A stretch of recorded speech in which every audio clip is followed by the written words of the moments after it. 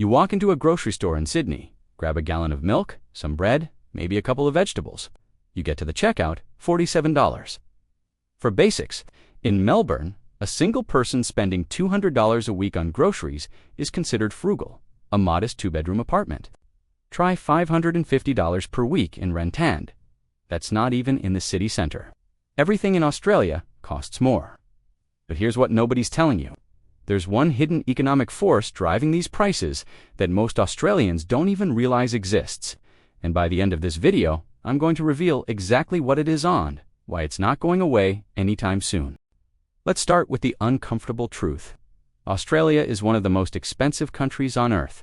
Not just expensive systematically, structurally, almost impossibly expensive, according to the Organization for Economic Cooperation and Development. Australia ranks in the top 5 most expensive developed nations for cost of living.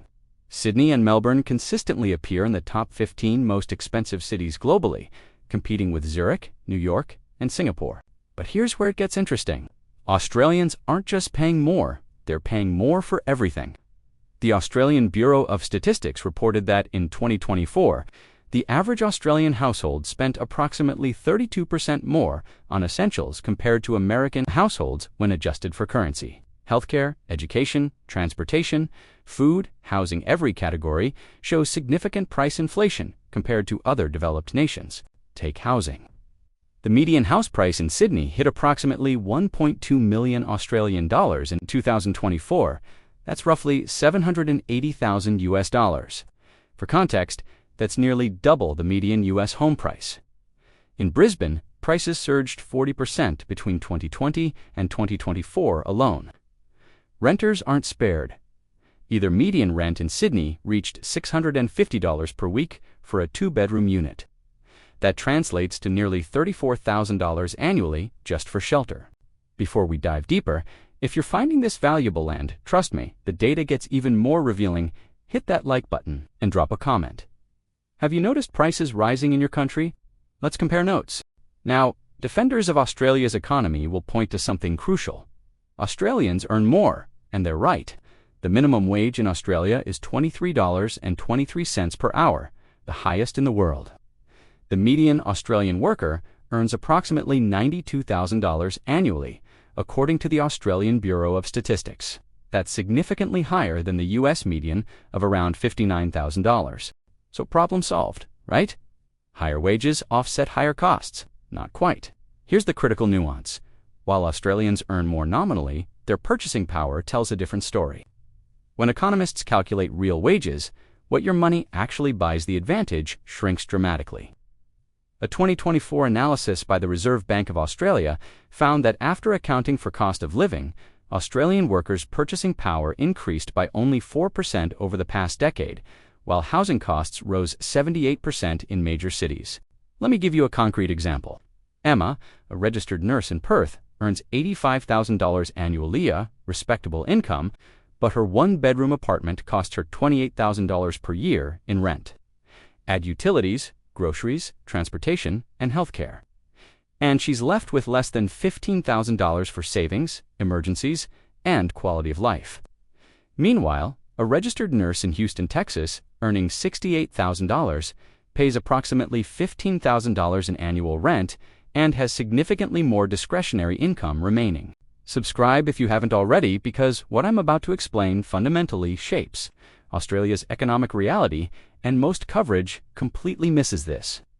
Australia suffers from what economists call tyranny of distance. It's not just a catchy phrase, it's a fundamental economic constraint. Australia is the 6th largest country by land area, but has only 26 million people. More importantly, it's geographically isolated, sitting thousands of miles from major manufacturing hubs in Asia, Europe, and North America. This isolation has massive consequences. Nearly everything Australians consume is either imported or made from imported materials. According to the Australian Bureau of Statistics, Australia imports approximately 70% of its consumer goods. Clothing, electronics, vehicles, furniture, household items, most come from overseas, and every single item carries the burden of distance. Shipping costs to Australia are among the highest globally. The Lowy Institute calculated that freight costs to Australia are approximately 30 to 40. 50% higher than two comparably sized markets. But it's not just the shipping, it's the supply chain complexity. Items often travel through multiple distribution points, each adding warehousing, handling, and transportation costs. A television manufactured in China and sold in Los Angeles might add 12% in logistics costs. The same television shipped to Brisbane add 35%. Here's where the plot thickens. Australia doesn't just have high costs, it has limited competition. In market after market, a handful of companies control massive market shares, and that concentration drives prices upward. Take groceries. To companies Woolworths and Coles control approximately 65% of the Australian grocery market. Compare that to the United States, where the top two chains control roughly 20%. This duopoly has faced intense scrutiny. A 2024 Australian Competition and Consumer Commission inquiry found evidence of price coordination and limited competition in fresh produce, meat, and dairy. Banking. For major banks, Commonwealth, Westpac, ANZ, and NAB control 80% of the market. Telecommunications. Three companies dominate. Airlines, Qantas and Virgin Australia, hold over 90% domestic market share. Limited competition means limited price pressure. When companies don't face aggressive competition, they have less incentive to reduce margins.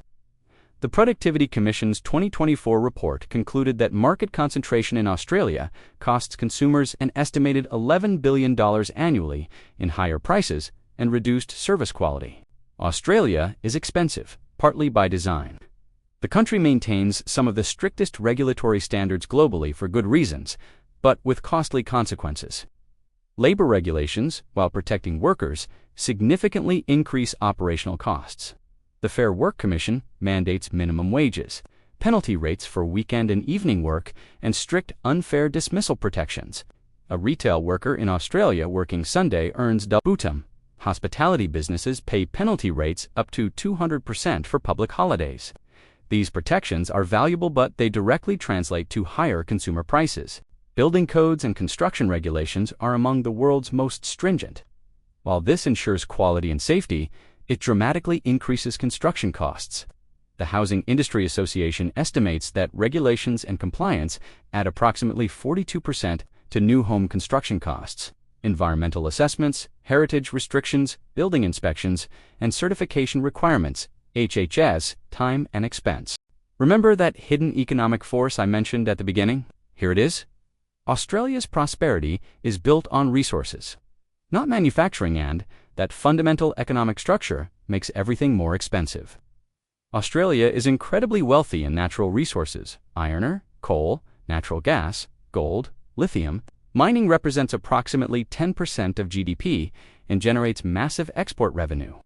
In 2024, Australia exported approximately $280 billion in minerals and energy. This resource wealth floods the economy with foreign currency, strengthening the Australian dollar. A strong currency sounds beneficial, but it has a dark side economists call Dutch disease. When resource exports dominate, the currency appreciates, making imports cheaper but crushing other industries. Manufacturing becomes uncompetitive. Agriculture faces pressure. Service exports struggle. The Reserve Bank of Australia has documented how mining booms correlate with manufacturing decline. A classic Dutch disease pattern. Here's the mechanism. Mining generates enormous wealth with relatively few workers. In 2024, mining employed only about 250,000 people, less than 2% of the workforce.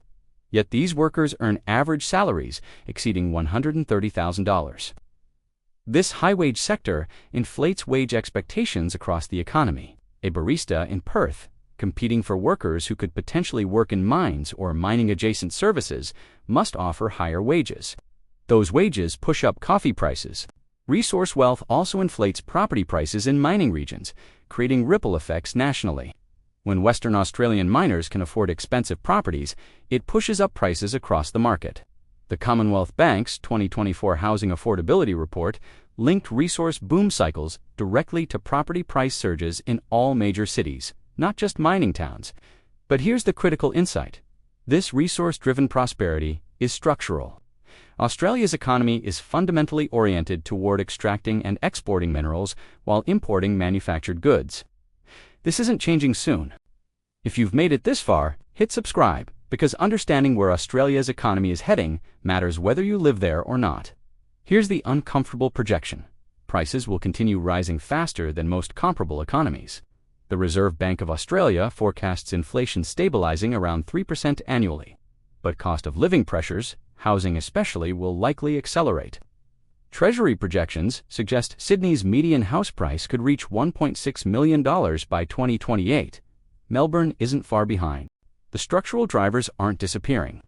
Geographic isolation remains constant. Market concentration is entrenched. Breaking up dominant companies requires political will that's historically absent. Regulations continue tightening, particularly around environmental standards and climate adaptation. The resource sector will keep strengthening the dollar, disadvantaging other industries. So why is everything so expensive in Australia?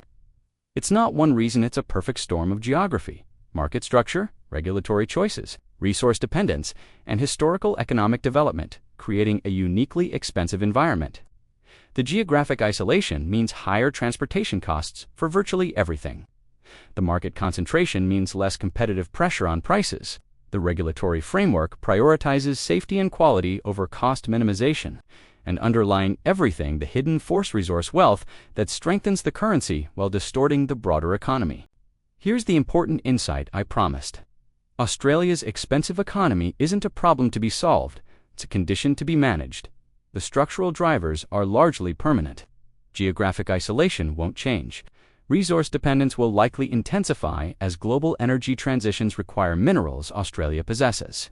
Market concentration, once established, rarely reverses without aggressive intervention. The high-wage economy reflects legitimate worker protections that most Australians support. The question isn't whether Australia will become affordable. It won't, not by international standards. The question is whether Australia can maintain social cohesion and opportunity as costs rise faster than most people's ability to pay. Can young Australians still achieve prosperity?